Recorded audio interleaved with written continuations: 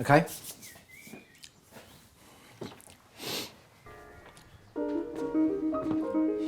Right, where should we start? I should tell you that I have a problem just going off on one sometimes. So at the moment, now, you see, I'm talking to you, but I'm actually thinking about ME-163s, which were a type of aircraft, a rocket aircraft. In fact, they were the only rocket aircraft. So now I'm thinking about the ticker tape parade that the astronauts did when they got back from the moon in 1969. And they did that on the 13th of August. My name is Chris Packham. What you probably don't know, because I've been hiding it most of my life, is that my brain is different than yours. Because I'm autistic. Astronauts, Neil Armstrong. Neil, he was sort of a troubled soul. Died on the 25th of August 2012. August was a big time for him because the ticker tape was on the 13th, like I said. That's how my mind goes from one thing to another. It becomes these sort of cascades. It's memory. I just have a memory. It's exhausting, doesn't make any sense. It's intensely irritating to people. Oh, that was good. This tale has got a sting in it. My type of autism is called Asperger's. I've experienced many things on Springwatch today. I've spent 30 years on the telly trying my best to act normal, when really I'm anything but. At times, it's been immensely difficult. You know, there were times when I fought it. I really fought it. I didn't want to be different. Now, I've decided that I want to talk about my Asperger's. I want people to try and understand what it's like to be me. There's a lot about me which is pretty normal. There's a lot of, other things which are not quite so normal. This is the story of my life. The past and the present. How those who love me have learned to live with me. He is like an alien. It is like he's landed, basically. As a young man, there was absolutely nothing available to help me. But now I'm going in search of radical new therapies that might be able to improve my life and the lives of millions of others. Treatments aimed at making us more normal, stripping us of our autistic traits. If a cure for autism ever became available, would I choose to take it?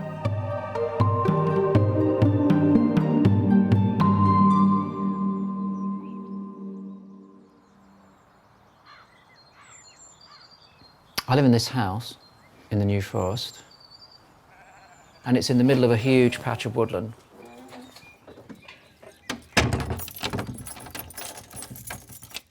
Come on, Scratch, let's go.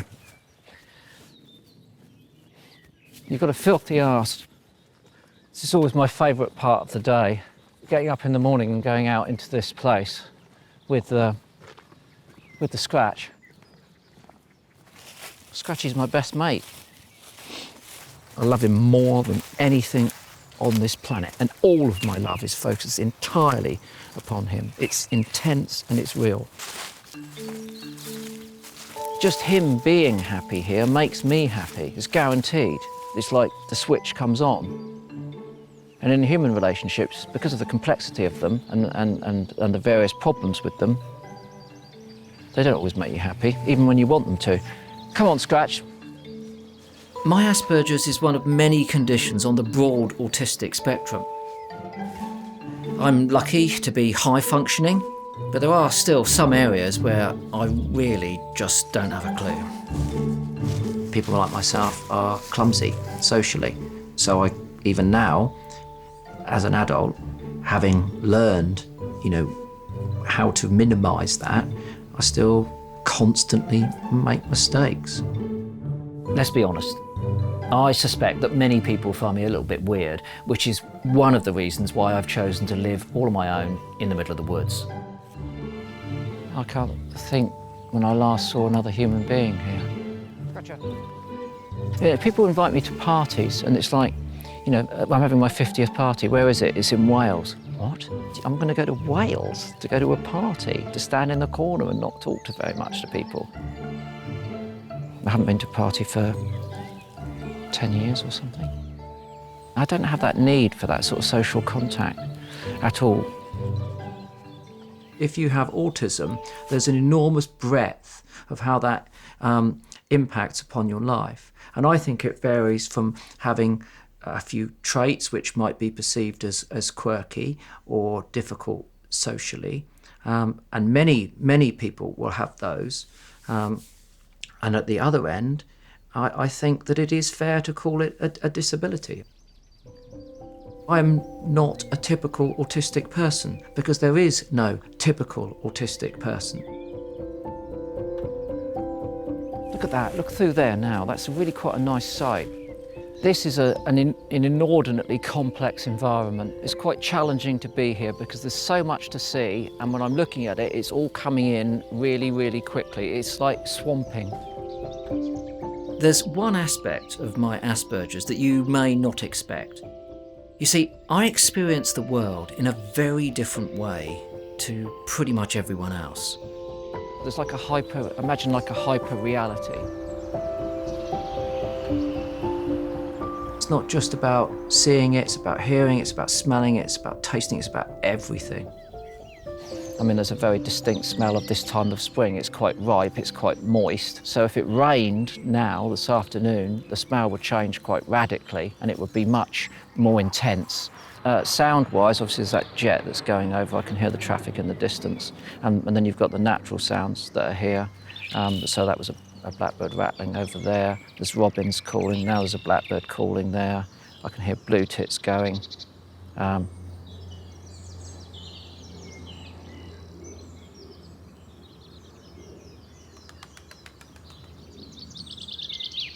I just heard chaffinch singing.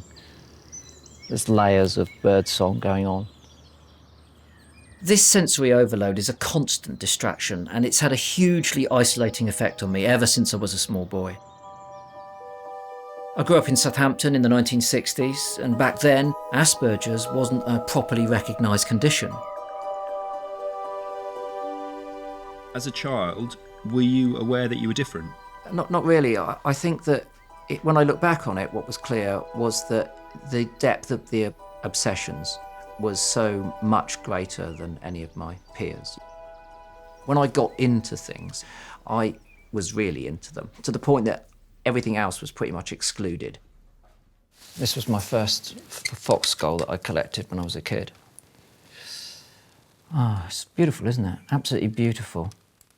And it's still got, do you know what? It's still got a slightly dry, meaty smell. And that's a smell that's come from the late 60s. Yeah.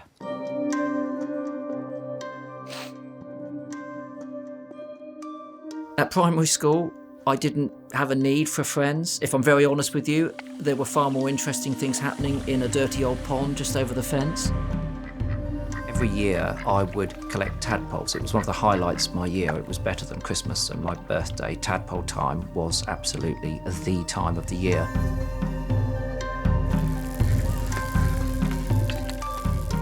At that point of my life, I had an enormous hunger and thirst for everything that lived that I could find.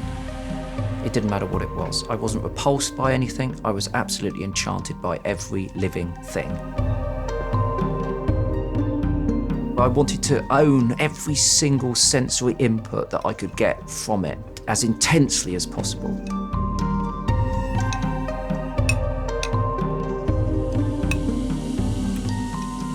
It's obvious that you're going to taste it, isn't it? It is to me.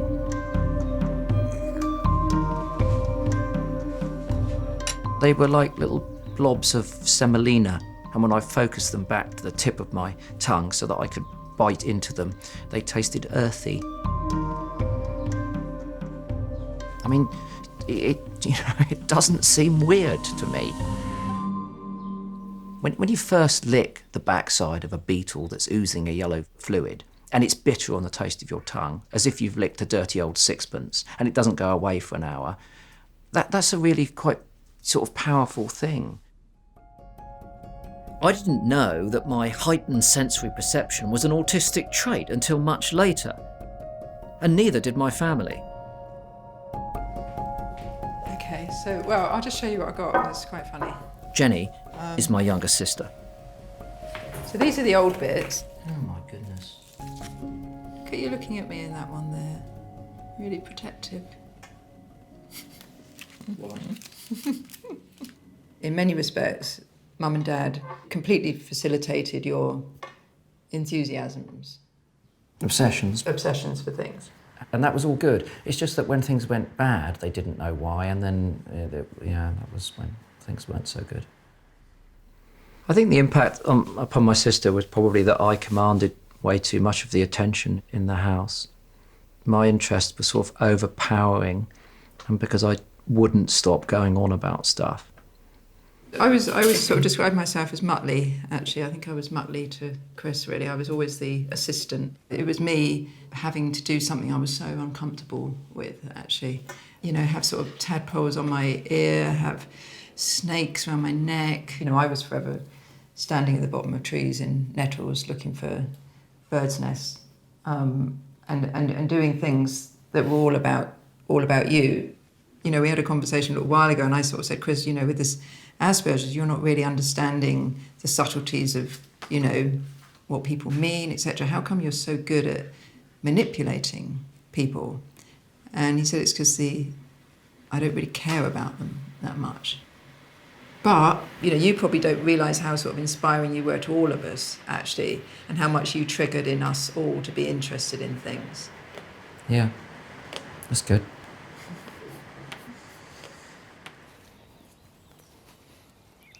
Come on, Scratcher.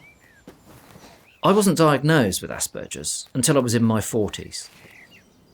I've had to spend my life coming up with ways of coping with this condition by rigorously controlling my environment. This is my space. This is where I try to relax and try to be more me than anywhere else. I mean, I have the blinds down, and that's about keeping the outside world outside. And it's about keeping this environment controlled. Because if you have the windows out, you can see things changing, and the sun goes in and out, and the leaves come off the trees, and everything's sort of constantly in a dynamic flux. If I can control that, then I can feel comfortable.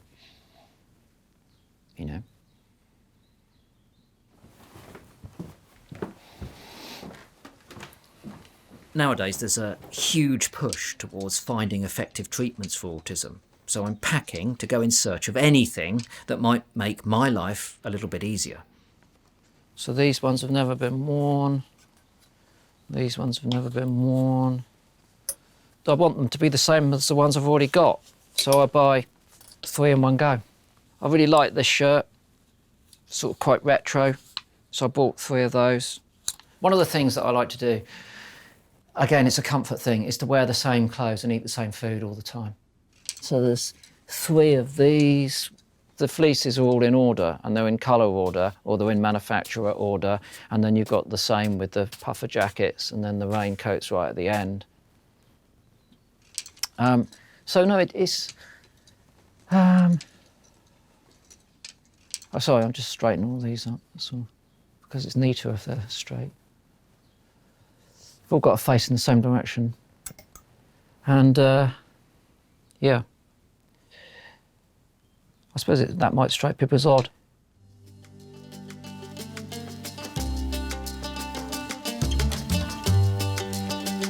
I think that one of the reasons I like hiding in my own world, living in the woods, in the middle of nowhere, with my dog, is because there, effectively, I'm normal.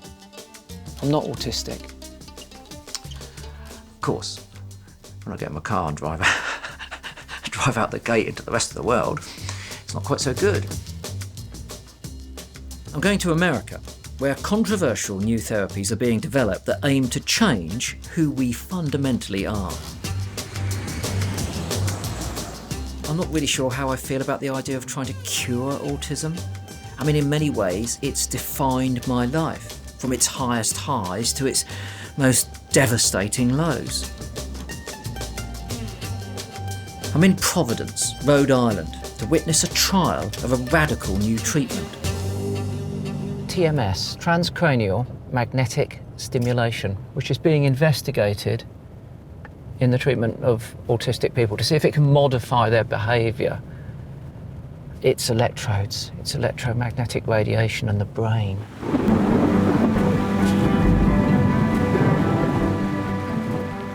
Scientists still don't conclusively understand what causes autism. One theory is that certain parts of the brain may be over or underactive. TMS uses an electrical pulse to try and stimulate these areas. It's being trialled here at Brown University by Dr. Lindsay Oberman. How are you? Lindsay Oberman, nice to meet you. All right, good. All right. So we're gonna head in. What's the matter with the weather, Lindsay? It's terrible. I'm sorry about that. I can't control that. So this is the TMS machine. And what we should have said is, of course, that you're applying electromagnetic force, Yes. Induction, causing neurons to fire in the brain. Exactly. So it's going to be focused down to about 1 centimeter cubed. So it's accurate to within 1 centimetre. Yes. All right, Patrick, so we're ready for you. Welcome to come on back. 21-year-old Patrick is halfway through this 6-week clinical trial of TMS. Morning, Patrick. Morning. How are you? Fine. Good. Good morning, I'm Joanne. Hello, Joanne. How are you? David? Chris? Chris, sorry. That's all right. 1 point. Please. All right. So, how are you doing today? Fine. Patrick lives at home with his mum, and like me, he struggles with social interactions. It's hoped that TMS might be able to help him.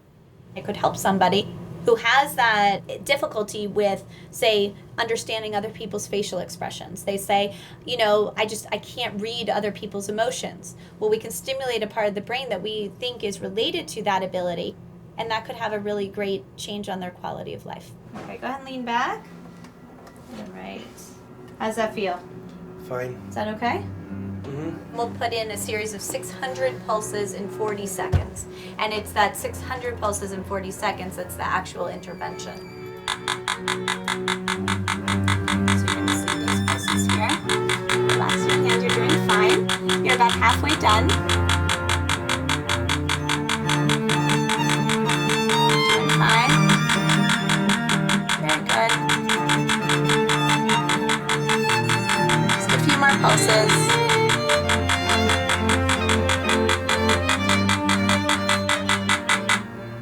And you're done. What we're witnessing here is a very much an exploratory trial, isn't it? Yes. It is not yet established as a clinical treatment. But what's your gut feeling? Do you think it will work? Absolutely. I wouldn't be doing it if I didn't think so. Patrick, do you like the idea of this piece of machinery changing your brain? I guess so. Sometimes when I make mistakes around people and stuff, I think of ways how I could change and stuff. And if you can't do it yourself, because that's incredibly difficult, this Well, machine might help. Good. And if the trials work out, would you come back to have the treatment? Yeah, next time maybe I'll bring a movie to watch too. Patrick hasn't reported any noticeable effects whilst on the trial. Would I have, TMS? Categorically not a chance would I allow anyone to put electrodes anywhere near my brain. 1 cubic centimetre, that's going to stick with me in my mind. That's a big area. There are millions of neurons in there. But at the same time, I've got to say, the other side of me, there's a real dichotomy here. The other side of me is a scientist, and I think you've got to pioneer. Sometimes you've got to sail to the edge of the world to see if you sail off or if it's round. You've got to start at the bottom of the ladder. Maybe that's what this is. Maybe this is the bottom of the ladder. You've brought up an autistic son, and I think a lot of people probably don't realise the enormous amount of energy and the difference that impacts on the family. That's hard. It's very hard, and that's why autism is very isolating for families. It's exhausting to meet the needs, to meet the safety. There's divorce, there's bankruptcies, because everything goes into the safety, well-being, and treatments for our kids. It is, painful to watch. I've been there, I've struggled myself. So, in that sense, you're looking for any form of cure at times. You see him failing, and that's uncomfortable. If another therapy arose whereby you could cure autism, what would you think of that? I think on a bad, frustrating day, I'd say yes. I think on a day like today, where I've never been so proud of him, I'd say no. It's complicated, but on the bad days, absolutely. Yeah. Yeah. Yeah, I remember some bad days. I might have taken a pill if it could make it all go away. But on good days, very definitely not.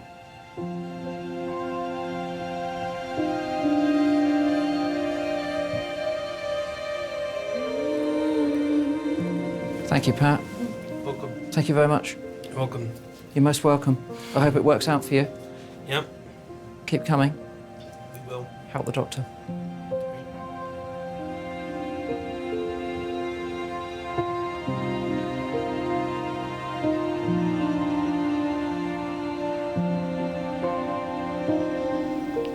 What's been the lowest point in your life? Wow. The lowest point.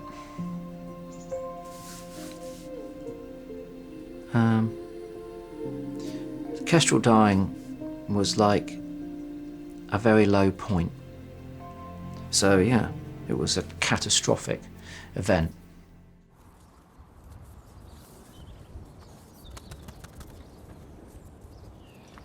This is where I grew up, and this is the house where I grew up, number 10. And look, there's a little bit of graffiti down here. So I, for some reason, felt compelled to carve my name there. But more importantly, I carved the word kestrel in here, look. I was so obsessed with kestrels. All I would think about all the time was kestrels, kestrels, kestrels. When I was in my early teens, I decided that I wanted to keep a kestrel. So I applied for a license. At that time, you needed to apply for a Home Office license to remove a bird like a kestrel from its nest from the wild. But it wasn't granted, and this all came when conflict with the outside world was just about to explode. Looking back on it, I was beginning to recognise the fact that, you know, I was a little bit different than the other kids in the class. They didn't want to listen to a 15-minute monologue about, you know, the breeding behaviour of the kestrel. And they liked girls, you know. Thinking back, I was already just ferociously determined. I wasn't really going to let anyone I didn't know, didn't have any respect for, tell me what to do. So I found a nest.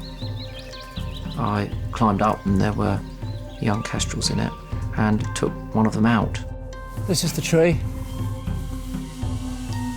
And at that point, oh God, I was very, very excited. I was absolutely exalted.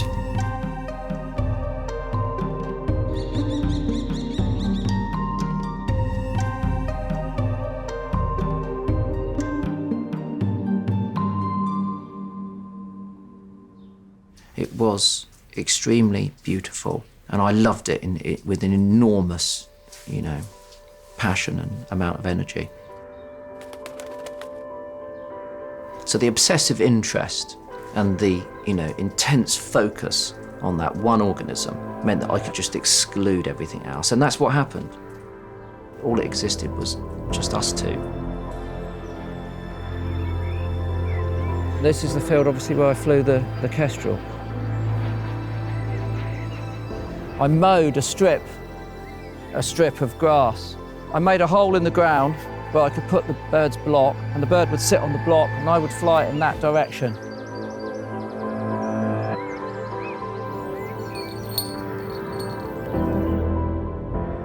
Never going to beat that. It was just perfect. It's a strange arena, isn't it? This little patch of grass between all of these houses. To, you know, actually be the place where I was at the happiest I've ever been in my entire life. It was the first thing that I formed a really powerful bond with. It was some sort of mental love missile, and I just lit the touch paper and fired myself into it at oblivious speed, and it exploded and sparkled, and it was totally beautiful. I don't think that I've ever loved anything as intensely. It was perfect, only it was perfect every day for 6 months. until the end.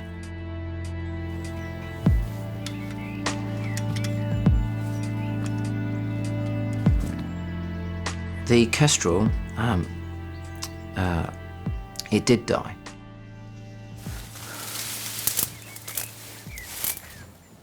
I buried it right underneath the nest. So I came every year from 75 on the day. Because I still feel that was an enormous sort of turning point, really. And the impact that it had just goes on. And I know that's crazy. A lot of people are just going to think that's mad. You're just standing in a patch of nettles underneath an oak tree where a bird died a long, long time ago. Too big for a small boy. Way too big for a small boy. A small boy that didn't really connect with other small boys, or most adults either, but that only connected with what's buried in the ground down here. So when that suddenly didn't exist, there was nothing left. So it was catastrophic. You know.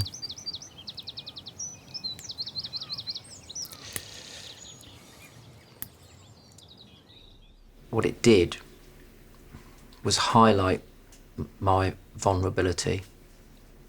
So after that, I was always scared, frightened, terrified actually, of losing the things that I loved. And that's, you know, quite a burden.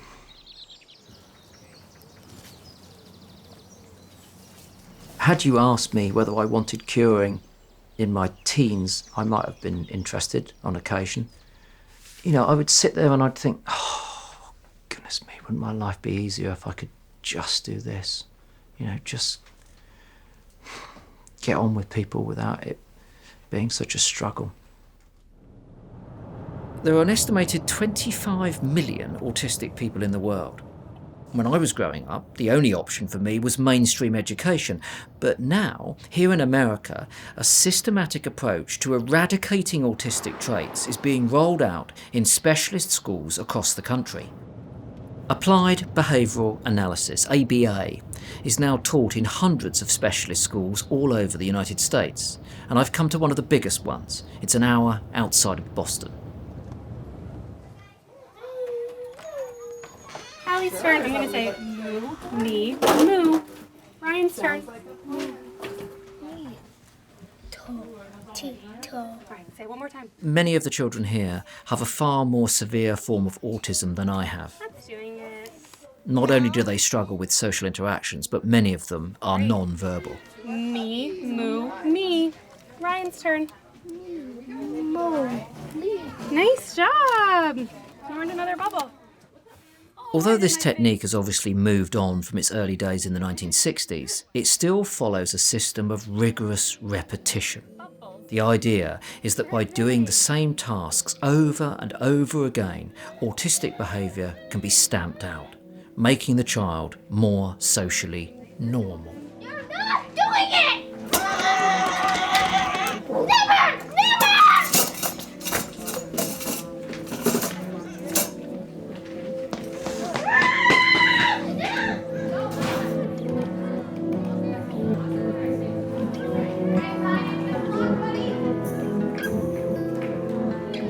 Really uncomfortable.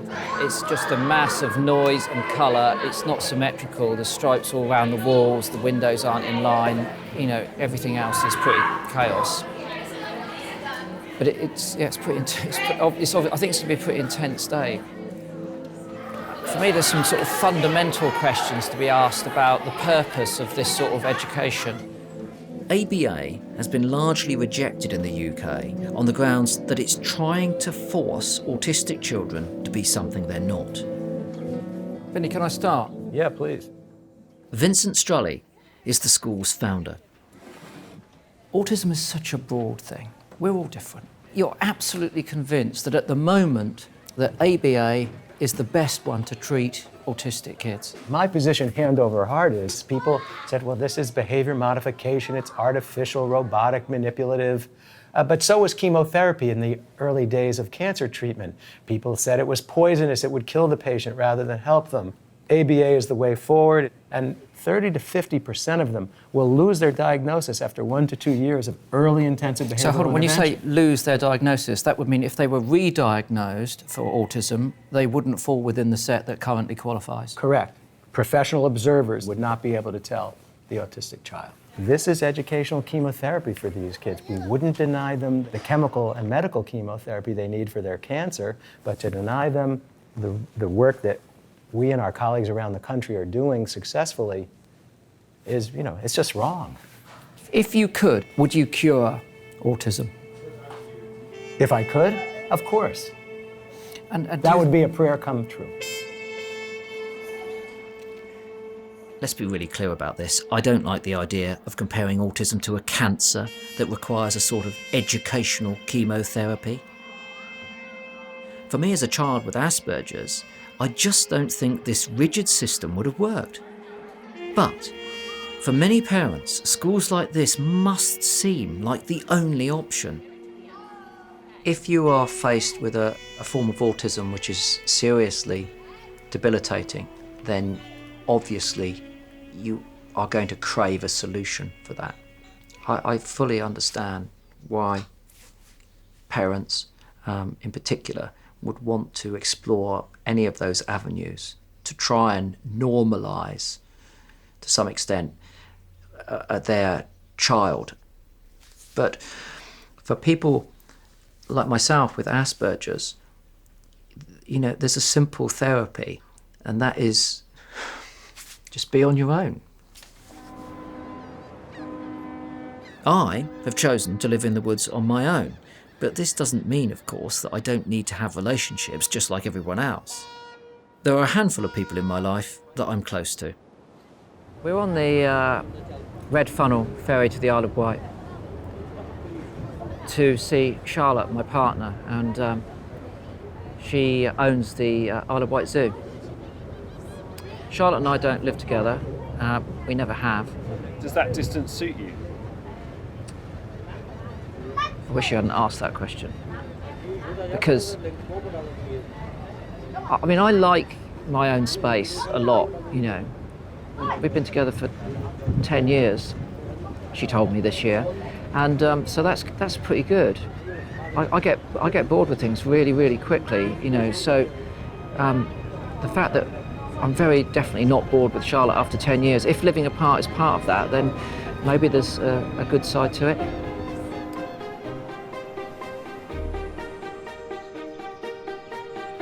Hello, Foss. Greet him, greet him. Greet him, Foss.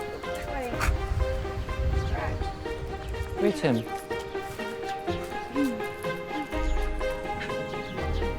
Hey. Good. Charlotte, how did you meet Chris? I'll deal with the lemurs. It's so long ago, I can hardly remember. I fancied Charlotte straight away, but she didn't fancy me. That's the truth of it. Is that right? That's what I say, and she never disagrees with it. I just didn't know when you invited me out what you wanted. I was just perplexed as to what you wanted. You hadn't given me any clues. Yeah. I'm not very good at those sort of signals, am I? Clearly not. But I'm still not very good at those signals, am I? Come on, Porks. No, I won't. Come on. Come on, I know it's really bright and sunny out here and you're a nocturnal animal. Don't be nasty. Look at those teeth, look at those teeth. He is like the porcupine whisperer, look. It's like the porcupine whisperer. When it comes to communicating about how he feels emotionally, then he finds that hard. He's unable to empathise. But I think that is, for me, has probably been the biggest challenge. It's just really confusing because it's such an innate thing normally. It's such an instinctive thing to have compassion, even for people that you don't know, but for Chris, it's not on his radar at all. some of your worms? Thank you. No, we've had this argument already. You're not having that. Is this a sort of typical romantic day out for you two? We did go for a picnic, didn't we, We've been for a picnic. we went for a picnic. Occasionally I'd drag you out to like a tea gardens or something. With other humans there. Yeah. Generally wish that I hadn't. I would like to do more different things. So what about that time when I booked to take you to Cornwall for your birthday? There was a horrible silence, which was a bit upsetting. I'm not very good at socialising. I now just know that there's just no point. Like, I've got a friend's wedding coming up soon. I haven't even mentioned it to you. But there's no point forcing you to be there if you don't want to be there, is there? That's what I would say. Sometimes I might still try. So basically, I've got a wedding coming up. Do you want to come with me? No, thanks.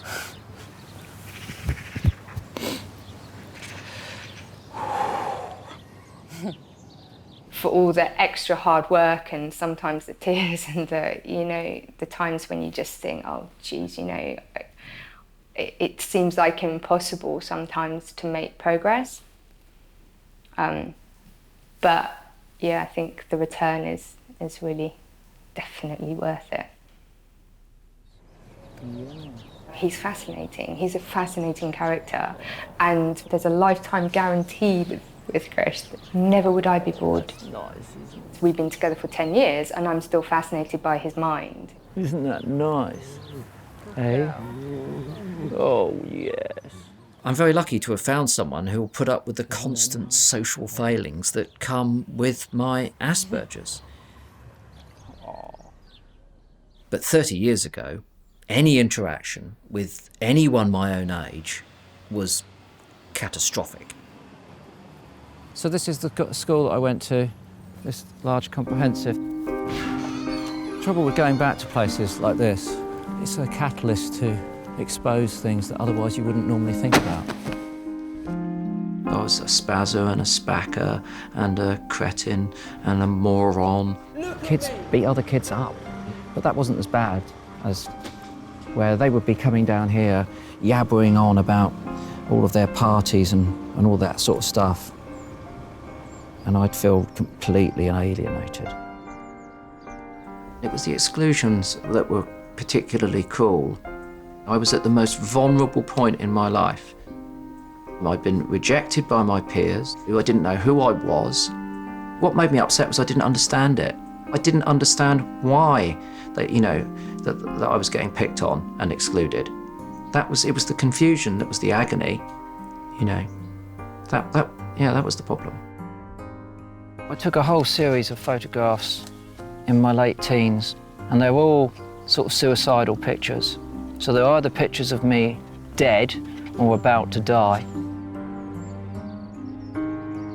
It's just pretentious twaddle. But underlying all of that, and particularly when I got to this stage, I was very, very unhappy. If you're isolated, then it's harder for you to find help when you need it. Did you try to kill yourself? Yeah, I thought about it really seriously. 3 times, once in 1984, and then twice in the early 2000s, when on both occasions, I was, very serious about it. But I was with the dogs. And they loved me and I couldn't let them down.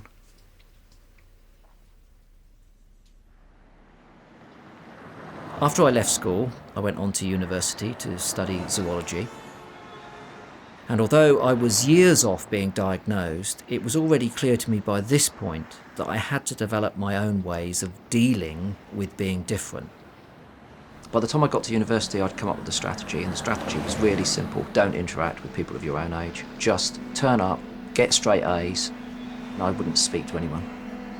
I had no idea why I was different, so I was confused, inordinately angry. I was raging, absolutely raging. That was when the punk rock thing started, so that was quite advantageous for me. The punk rock thing was a means of me physically identifying to everyone else that I was different. And I felt empowered by that. I think punk, did save me. And that music sounded like I felt, confused and angry.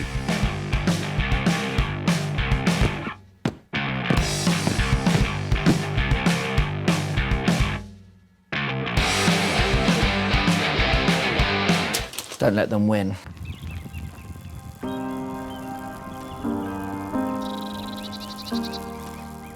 When I left university, I was obviously virtually unemployable. I was obsessed with natural history and I didn't know what to do. But my sister said to me, why don't you go on TV and talk about animals? Because that's all you ever do, talk about on and on and on about animals. And if you went on TV, you could bore the rest of the world and not just our family about it. I didn't know it at the time, but my Asperger's got me an early break on a kid's wildlife show. You see, I had something that my peers didn't, and it was a vast encyclopedic knowledge of the natural world. But the night before the first recording, I was racked with anxiety. I was thinking to myself, right, I've got no problem with the animals, but I'd have to be in a room with a whole load of people that I didn't know, and I'd have to be able to behave myself.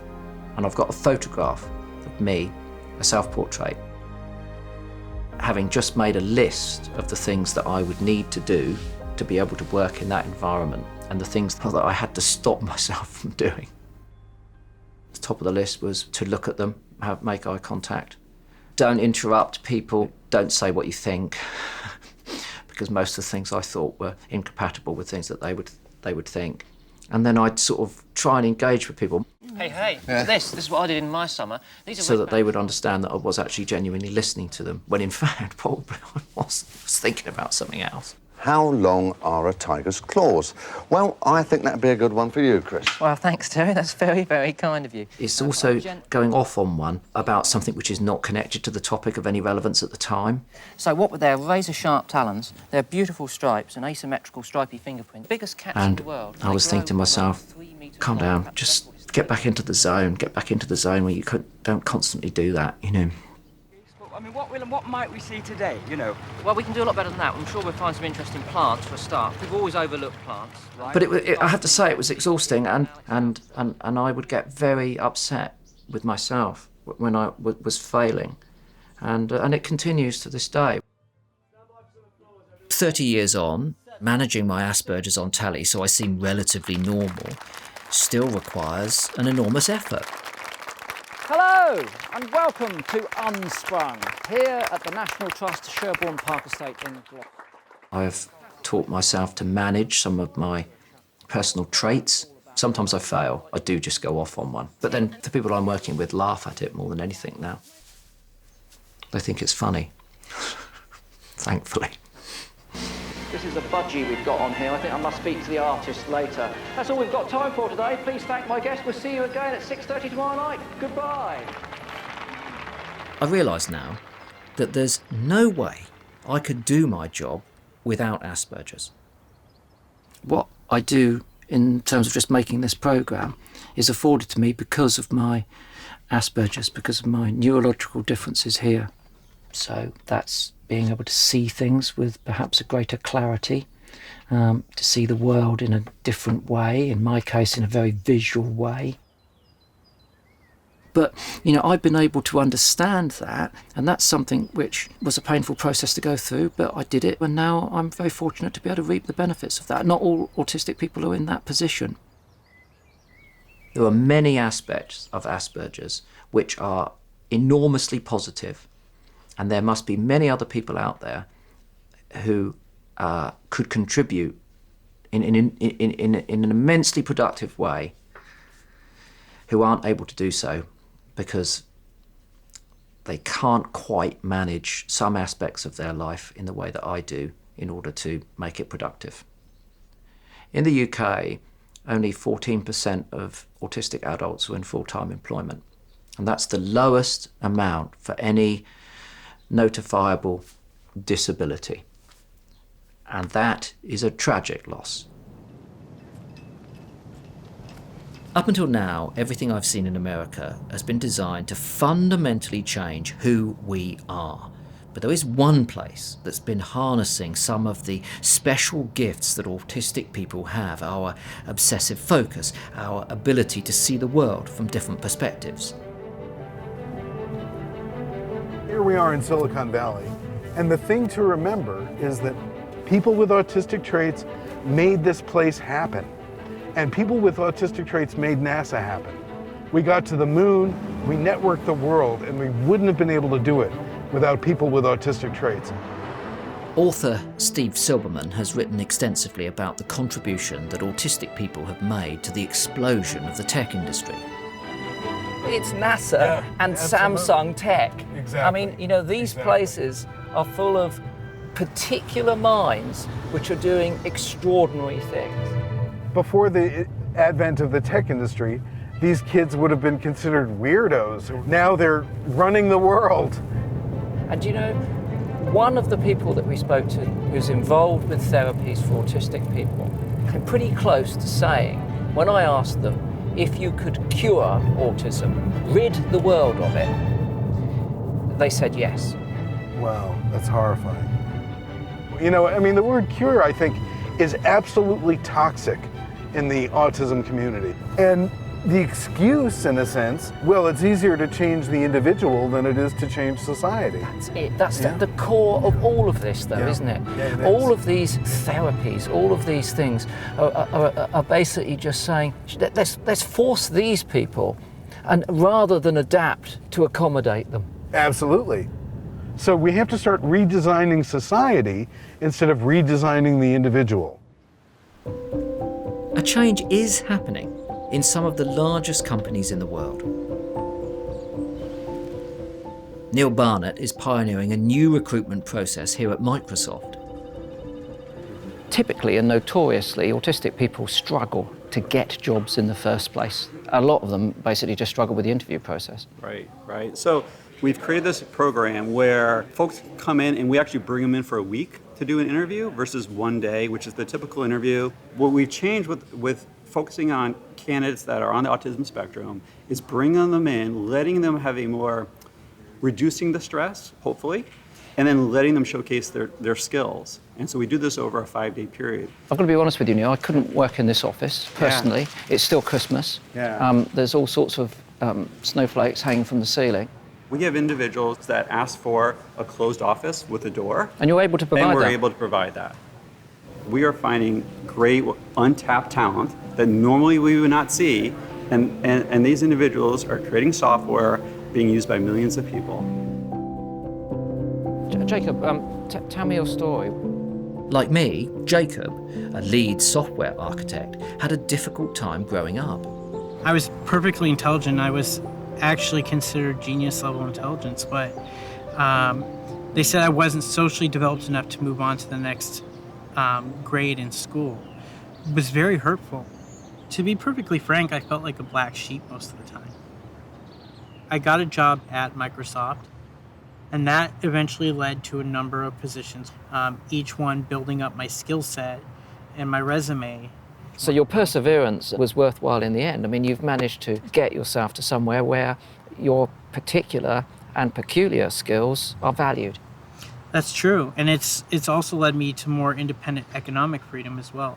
Here's a truth for you. There are so many parallels between us. The way that we both had to sculpt a means of adapting socially to further our progress in life, and also some of the pains that we've obviously shared as a result.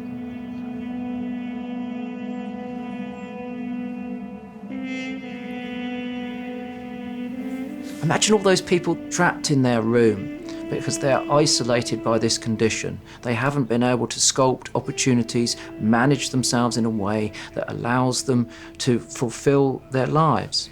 That's like a ghastly sentence set in a vile fairy tale. No one should be imprisoned by this condition. They should be allowed to exult in those aspects of the condition which empower them. You know, That difference is such a, valuable tool, an enormous asset, to be able to see things, understand things, process things, and remember things in a way that most people can't do has to be seen as a gift, not something that you're badged with, and it's about what you can't do. It's got to be about what you can do. Come on, Scratcher. I do feel I have this horror hanging over me that we're making this programme and I'm saying these things in an interval between disasters. I'm happy with my ability to manage my Asperger's, and it allows me to do my job, and I've found someone who loves me. But there's still one thing that I haven't learned to deal with, and that is losing the things that I love. He's got shaved sides because he had a scan last week. He's got liver disease. So at the moment, I'm just trying to spend as much time with him as possible, I would like to be able to think that I might get through Scratchy dying, and me being, hopelessly alone with a greater degree of success than I have ever before when I've lost the things that I love most. But I'm not brimming with confidence. I don't know, I just don't want to be a charlatan. And to say that, things are actually okay. In fact, some things are better than okay. When it's all built on sand. For all the contradictions, all the heartache of this condition, what I've seen in America has made it very clear to me that we need to understand autistic people better, not try to change who they are. If you offered me a cure, from my particular perspective, for where I stand, then no thank you.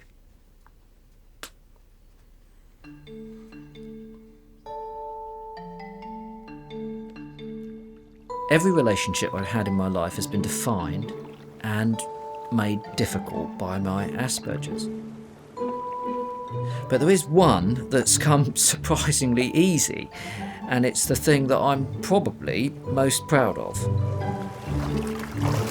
Remember, don't spook, because if you do, you'll spook them. Okay? So if they're nibbling your fins, just let them nibble your fins, If you sort of jump and turn around, they'll be gone, Okay. Excited. You're very excited. It's always good to be getting in the water with a very large predatory animal.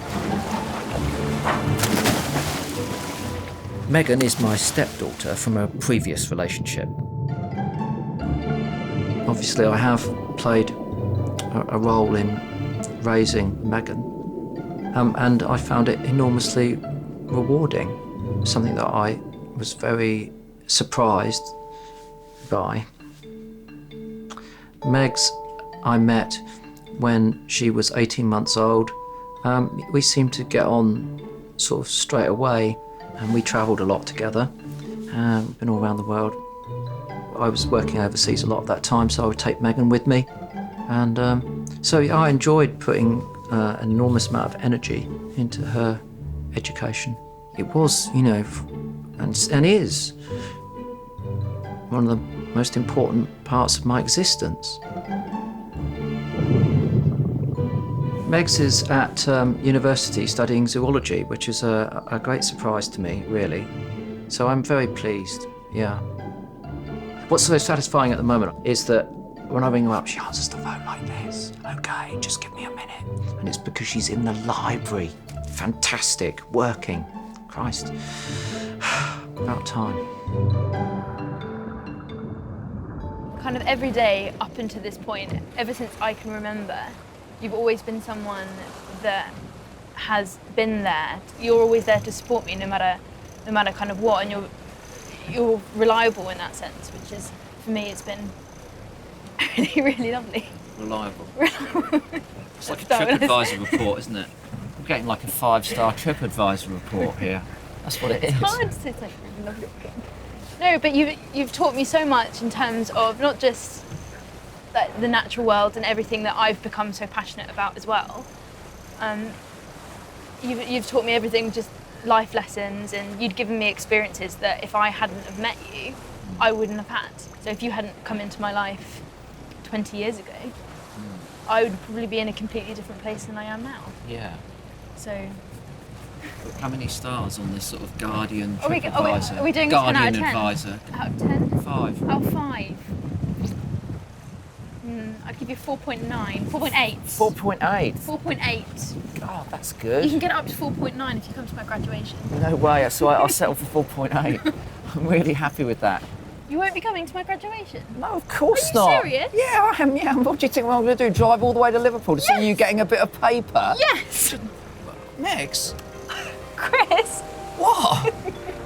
I hope you have a good day. No, you are coming. We'll discuss No, this later. I'm not going to do that.